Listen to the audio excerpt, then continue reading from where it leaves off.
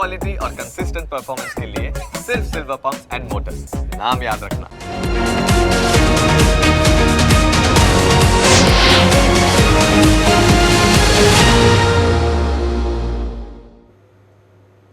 તમને સ્પર્શતા તમામ સમાચારોની છે અમને ફિકર, અને એટલે જ હું આપના માટે લઈને આવ્યો છું પ્રાઇમ 9 વિથ જીગર. પ્રાઇમ 9માં આજે વાત વકફ ભૂમાફિયાઓનું કેવી રીતે બની ગયું છે હબ તેની કરીશું.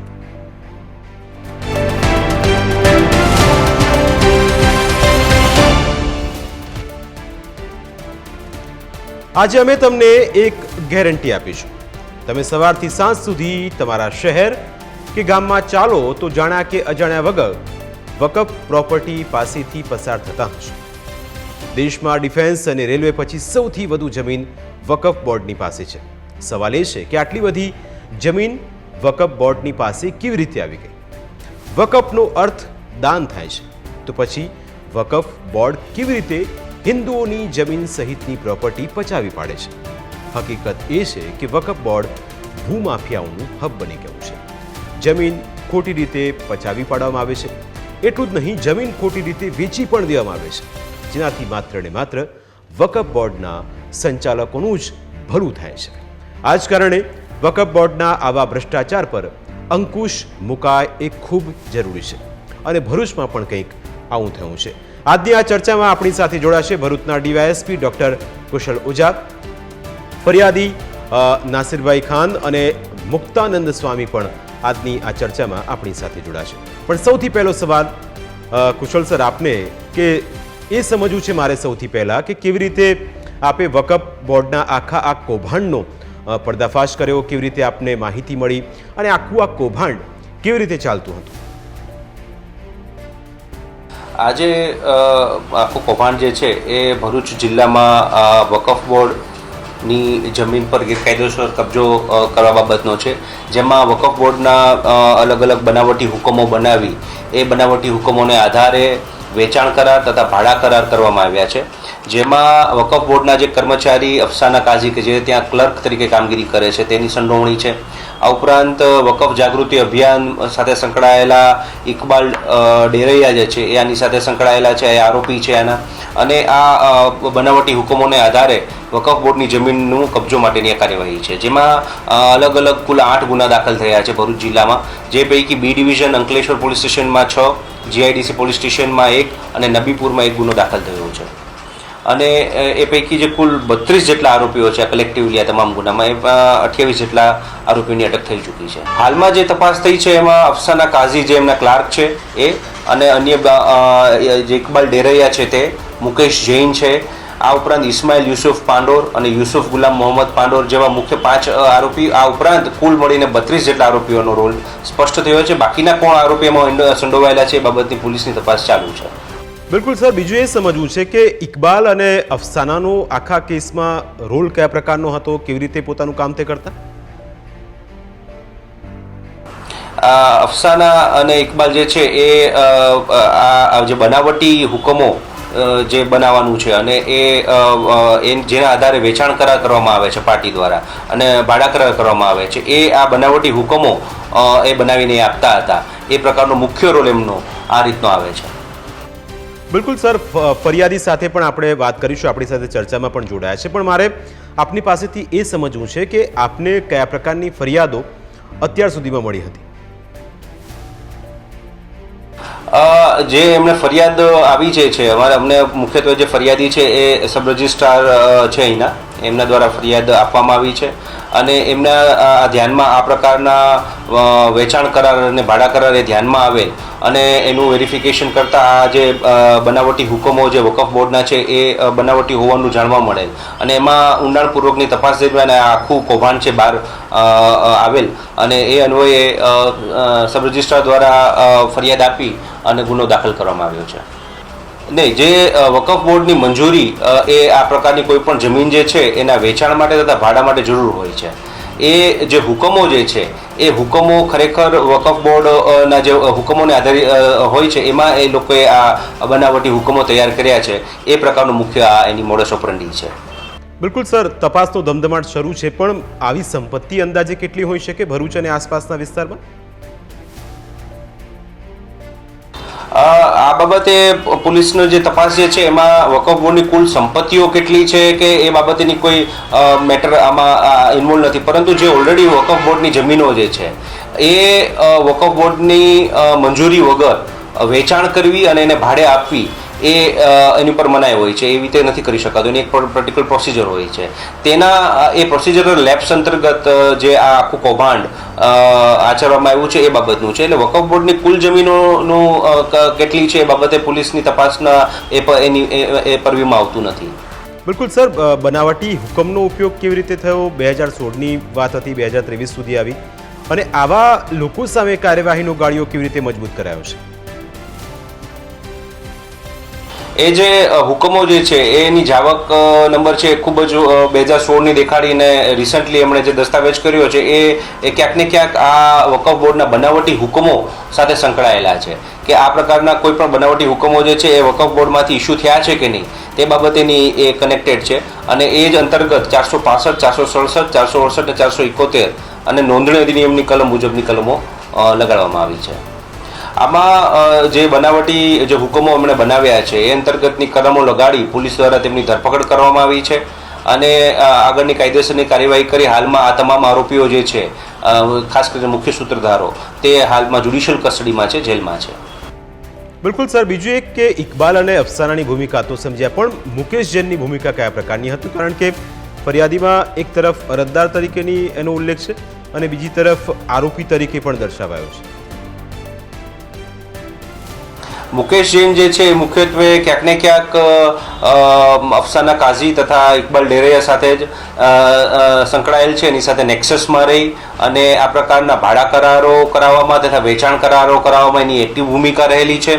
અને આ પ્રકારની વકફ બોર્ડના બનાવટી હુકમો મેળવી અને જે પણ પાર્ટી હોય એને આપવા માટે અને લલચાવવા માટે એ પ્રકારની એની ભૂમિકા એમાં રહેલી છે. બિલકુલ સર, બીજું આપણે લાગે છે કે ન માત્ર ભરૂચ પણ ગુજરાત સિવાય અન્ય રાજ્યોમાં પણ આ નેક્સસ ફેલાયેલું હોઈ શકે, કારણ કે આખું સિસ્ટમેટિક વેમાં આખું કૌભાંડ આચર્યું છે? બિલકુલ. અત્યારે હાલમાં અમારી પાસે આવા ભરૂચ જિલ્લામાં 8 જેટલા ગુનાઓ આઈડેન્ટિફાઈ થયા છે અને દાખલ થયા છે, પણ એવી શક્યતા નકારી શકાય નહીં કે અન્ય જગ્યાએ પણ આ પ્રકારનું કૌભાંડ ન હોય. એ બિલકુલ શક્યતા રહેલી છે અને એ જેમ જેમ ફરિયાદો અમને મળે છે, મારા ધ્યાનમાં આવે છે, પોલીસ દ્વારા એમાં કાયદેસરની કાર્યવાહી કરવામાં આવશે. બિલકુલ સર, આપણે લાગે છે કે અફસાના અને ઇકબાલ એકમાત્ર મહોરું છે, આની પાછળ કોઈ માસ્ટરમાઇન્ડ પણ હોઈ શકે? કારણ કે જે રીતનું આખું ચાલતું હતું નેક્સસ, એમાં કોઈ મોટા માથાની પણ સંડોવણી આમાં સામે આવી શકે?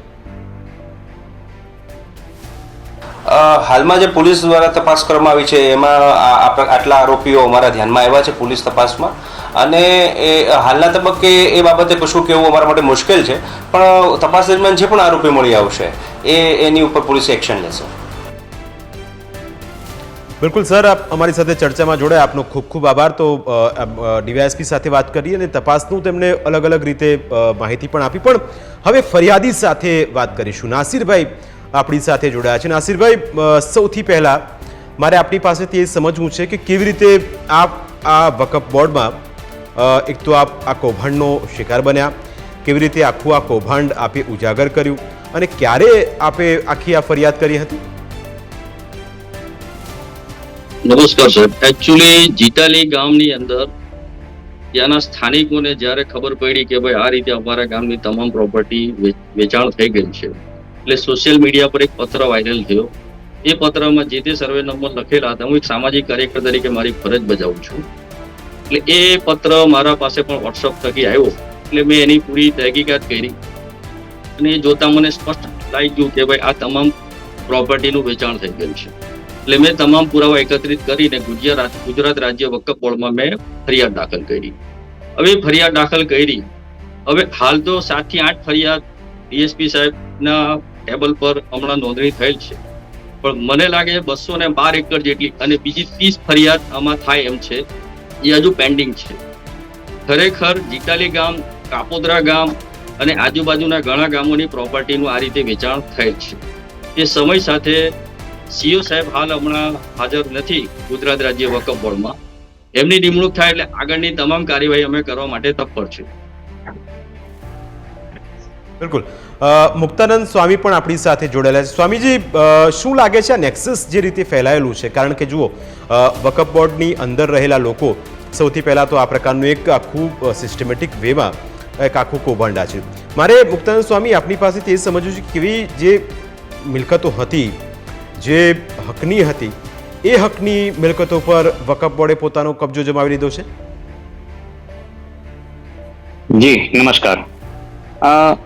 આપનો જે પ્રશ્ન છે એ પ્રકારે જો હું વાત કરું તો વકફ બોર્ડ દ્વારા અત્યાર સુધીમાં જે કંઈ પણ મિલકતો પર અધિકાર જમાવવાની વાત કરીએ તો જ્યાં સુધી મારો અભ્યાસ આ વિષય પર રહ્યો છે, છેલ્લા 3-4 મહિનાથી હું આ વિષય પર અભ્યાસ કરી રહ્યો છું, અને જે મારી સામે આવ્યું છે, અને વિશેષ કરીને અલ્પસંખ્યક મંત્રાલય દ્વારા જે વામસી પોર્ટલ જે ઓપરેટ થઈ રહ્યું છે એની પર વકફ બોર્ડની મિલકતો જે ડિક્લેર કરેલી છે, એ ડિક્લેર કરેલી મિલકતોની જે વાત કરીએ તો આપ જો પ્રશ્ન કરતા હતા ડીવાયએસપી સાહેબની કેટલી મિલકત હોઈ શકે, તો મોટી મોટી જે મેં કંઈ પણ ગણતરી કરી છે એ પ્રકારે લગભગ 5 થી 7 હજાર એકડ, ફરીથી કહું છું 5 થી 7 હજાર એકડ ભરૂચ જિલ્લાની અંદર પ્રોપર્ટી હોય એ પ્રકારની સ્થિતિ એ વર્તમાન સ્થિતિમાં દર્શાવેલ છે, મોટી મોટી ગણતરીના આધારે.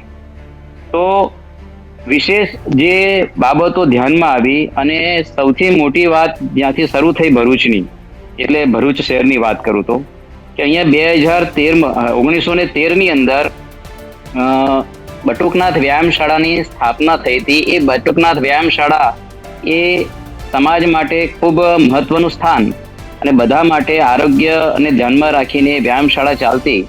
આપણા કનૈયાલાલ મુનશી પણ એની સાથે સંકળાયેલા હતા. તો આટલું મહત્વનું સ્થાન 2013થી એનું પોતાનું અસ્તિત્વ ધરાવતું હતું. વર્તમાન પોર્ટલ પર, વકફ બોર્ડના વામસી પોર્ટલ પર એ આજે વકફ બોર્ડની મિલકત તરીકે ડિક્લેર કરેલું છે. એ સિવાય પણ આસપાસની કેટલી એવી જગ્યાઓ છે કે જે સરકારી મિલકત છે. એક મિલકત તો આંગણવાડી માટે ફળવાયેલી છે, પણ એ પણ આજે ત્યાં આગળ મસ્જિદનું સ્ટ્રક્ચર બની ચૂક્યું છે. આજે જ મારે વધારે વિશેષ એમાં થોડુંક ડિટેલમાં જતા મેં 5 ગામનો ડિટેલ એમાં થોડો સર્ચ કરતા તવરા, શુક્લતીર્થ, ત્રાલસા, નંદેલાવ, આ ગામો, મક્તમપુર, આ સંપૂર્ણ એવા પ્રકારના ગામો છે કે જ્યાં આગળ કેટલીક જગ્યા પર તો મુસ્લિમ વ્યક્તિઓનું અસ્તિત્વ પણ નથી. તેમ છતાં પણ આ ગામોમાં પણ એ વકફ બોર્ડની મિલકતો વામસી પોર્ટલ પર ડિક્લેર કરી છે. આ મિલકતોને મેં જ્યારે સર્ચ કરી, એક મિત્ર જે છે જે તલાટી છે, એટલે આ મિલકતોને સાચી રીતમાં આપણે એને જોઈ શકાય એટલા માટે એમના માધ્યમથી આ વિષયોને જ્યારે જાણી ત્યારે ખબર પડી, આશ્ચર્યચકિત એવી સ્થિતિઓ છે કે આ મિલકતોમાં પ્રાથમિક શાળા પણ આવી જાય છે, પ્રાથમિક શાળાનું મેદાન પણ આવી જાય છે, ભરૂચમાં જીએનએફસી જે કંપની છે, જીએનએફસી કંપનીની જગ્યા પણ આવે છે, ત્યાર પછી અનુસૂચિત સમાજના લોકોની પણ જગ્યાઓ આવે છે.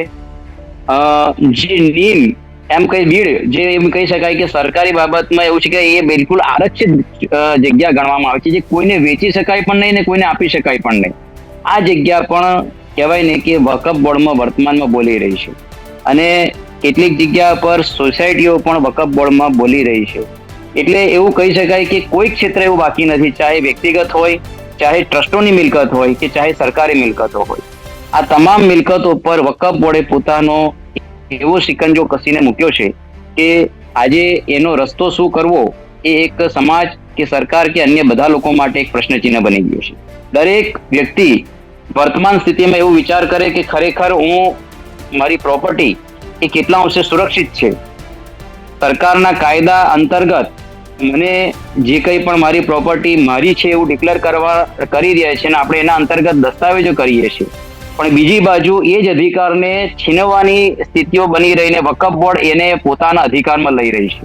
એટલે એક સામાન્ય વ્યક્તિનો આપણે જે સંવિધાન, પણ ખરેખર અહીં આગળ બહુવિધાનની પ્રક્રિયા એપ્લાય થઈ રહી છે. સમાન વિધાનની વ્યાખ્યા અહીં આગળ બિલકુલ રીતે ખોટી પડી રહી છે. તો સાચા રૂપમાં જોઈએ તો આ વકફ બોર્ડ એક પ્રકારનો એવો અજગર છે કે સંપૂર્ણપણે બધા જ લોકોને એ પોતાના નિજી સ્વાર્થ અથવા તો જે રાજકીય તૃષ્ટિકરણના ભાગરૂપે એને જે શક્તિઓ પ્રદાન કરવામાં એનો એ સમાજને ગળી જવા માટે અને સમાજની પ્રોપર્ટીને એ પોતાને અંતર્ગત લેવા માટેનો એ મિસયુઝ કરી રહી છે. બીજી એક વાત તમને જણાવી દઉં કે આ જે મિલકતોની અંદર વિશેષ કરીને જે ગેર મુસ્લિમ અને ગેર મુસ્લિમમાં પણ હિન્દુ, આ હિન્દુઓની પ્રોપર્ટીઓ જ આની અંતર્ગત આવે છે. તમે કદાચ અપવાદ રહી કોઈ હોઈ શકે, બાકી કોઈ જગ્યાએ એવું નહીં સાંભળ્યું હોય. સ્વામીજી નાસિરભાઈ આપણી પાસે સાથે જ છે ચર્ચામાં, એ પણ આનો શિકાર બન્યા છે ને એમણે જ આખું આ બહાર લાવ્યા છે. એટલે મને લાગે છે કે વકફ બોર્ડ આ પ્રકારનું એક જે રીતે પોતાનું એક સામ્રાજ્ય જમાવવા માગે છે, કારણ કે વકફનો અર્થ દાન ચોક્કસ થતો હોય, પણ દાનની આડમાં મને લાગે છે કે સંપત્તિ એકત્રિત કરવાનું આખું આ કૌભાંડ છે. બિલકુલ, એની અંદર એ દાનનો કોન્સેપ્ટ છે, પણ એ મુસ્લિમોને જ દાન કરવાનો કોન્સેપ્ટ છે એની અંતર્ગત, ન કે હિન્દુ કે અન્ય કોઈ પણ ગેર મુસ્લિમને. બરાબર છે. તો એ ગેર મુસ્લિમોની જગ્યાઓ છે, એટલે મેં જે આ સર્ચ કર્યું એની અંદર મુસ્લિમોની જગ્યા તમે જોઈ જ નથી. કારણ કે મુસ્લિમની જગ્યા એ કદાચ એના અંતર્ગત આવતી હશે તો પણ શું, ને નહીં આવતી હશે તો પણ એ મારા માટે પ્રશ્ન નથી. મારા માટે પ્રશ્ન એ છે કે જે સરકારી જગ્યાઓ, મારા માટે પ્રશ્ન છે જે ખાનગી ટ્રસ્ટોની જગ્યાઓ અને વ્યક્તિગત મિલકતો જે છે જે હિન્દુઓની છે, એનો પ્રશ્ન ક્યાંક ને ક્યાંક અત્યારે સૌથી મોટો એ છે, કારણ કે મેક્સિમમ જગ્યાઓ પર આ વસ્તુ બહુ મોટા પાયે જોવા મળી રહી છે. બિલકુલ. નાસિરભાઈ, સ્વામીજીનું સ્પષ્ટ કહેવું છે કે જે જગ્યાઓ સરકારની છે, જે જગ્યાએ શાળા છે, ક્યાંક આખી સુરતનો કેસ કોર્પોરેશન છે આખું, એટલે આવી તો કેટલીય મિલકતો છે જેના પર કબજો જમાવી લેવામાં આવે છે. નાસિરભાઈ, મારે આપની પાસેથી એ સમજવું છે કે આપને ક્યારે ખ્યાલ આવ્યો કે જે તમે આ ફરિયાદ કરી કે એમાં આ પ્રકારનું આખું કૌભાંડ થઈ ગયું છે? હું આપની ચેનલના માધ્યમથી પહેલા તો મુક્તાનંદ સ્વામી સાહેબને નમસ્કાર કરું છું કે આપ સાહેબે અમારી સાથે જોડાઈને અમને એકબીજાને માર્ગદર્શન આપવા માટે આપણે ભેગા થયા છે. એ બદલ આપનો ખૂબ ખૂબ આભારી છું સાહેબ. 1951 ની અંદર સાહેબ આપણી આ તમામ પ્રોપર્ટી ભારતની ચેરિટી કમિશનરમાં નોંધણી થયેલી બંને પક્ષકારોની સાથે સાહેબ, જે આપણે હિન્દુ આપણા જે દરેક ધાર્મિક સ્થળો જે બન્યા છે સાહેબ, અને જે પણ જગ્યાઓ છે એ ધાર્મિક જગ્યા અને આ મુસ્લિમ ટ્રસ્ટની જગ્યા એ બંને સાથે ચાલતી આવેલી હતી 1993 સુધી સાહેબ. 1993 પછી 1995 માં વકફ એક અલગ જ એક પ્રાવધાન આપ્યો અને સમગ્ર ભારતની અંદર વકફ એક્ટ રજૂ કર્યો, જેના પીટીઆર બન્યા છે, જેમાં આજે પણ લખેલું છે કે 1951 થી આ નોંધણી થઈ છે. ચેરિટીમાંથી જે પુરાવા રજૂ થયા છે એના આધારે જ પીટીઆર બન્યા છે, અને એ પીટીઆરની નોંધણીમાં આવતી મિલકત જ વકફની ગણાશે. બાકીની કોઈ પણ મિલકત વકફ, મુક્તાનંદ સ્વામી સાહેબે જે કીધું છે કે ભાઈ પોર્ટલ પર જે આ રીતે બતાવે છે કે સાહેબ આજે આધાર કાર્ડમાં કોઈ ખોટી રીતે નામ પણ લખાય તો બેંકમાં લિંક થતું નથી, એટલે પોર્ટલમાં ચડાવેલા જે કોઈ એની ભૂલ છે એ એને પોતે સ્વીકારી લેવી જોઈએ કે આટલી હિસ્ટ્રિકલ મિલકતની ઉપર જો વકફ દાવો કરતી હોય તો સાહેબ હું આપ સાહેબ સાથે છું, મુક્તાનંદ સ્વામી સાહેબ સાથે છું, અને એ નકારી ના લેવાય કે ખોટી રીતે એમાં નામ ચડ્યું હોય તો જે તે અધિકારીએ ભૂલ કરી છે લોકો ભૂલ સ્વીકારી લેવી જોઈએ. આપણે ખાલી પીટીઆરમાં નોંધાયેલી મિલકત હોય. નાસિરભાઈ, એક જ મિનિટ, તમને હું ખાલી તમારામાં એક વસ્તુનું જોડાણ કરીશ કે ભૂલ અને ષડયંત્ર આ બેમાં ફરક છે. બિલકુલ સાહેબ, એકાદ વિષયમાં થાય, પણ 11,000 પ્રોપર્ટી એ પોર્ટલમાં ચડેલી છે. ટોટલ ગુજરાતમાં 36,000 પ્રોપર્ટી છે. ગુજરાતમાં સાહેબ 17,000 જેટલી પ્રોપર્ટી વકફમાં નોંધણી થયેલ છે. એના પીટીઆર ઓનલાઈન એ લોકોએ મૂકવા જોઈએ. પોતે હું એના માટે દલીલ કરી રહેલો છું વકફ બોર્ડમાં કે તમે તમામ મિલકતને ઓનલાઈન જે રીતે 7 બાર નીકળતા એ રીતે તમામ પોર્ટલ પર દેખાવું જોઈએ, નહીં કે ખોટી મિલકતને ચડાવીને વાદ વિવાદ કરવો જોઈએ સાહેબ. આ આપની સાથે હું સહેમત છું.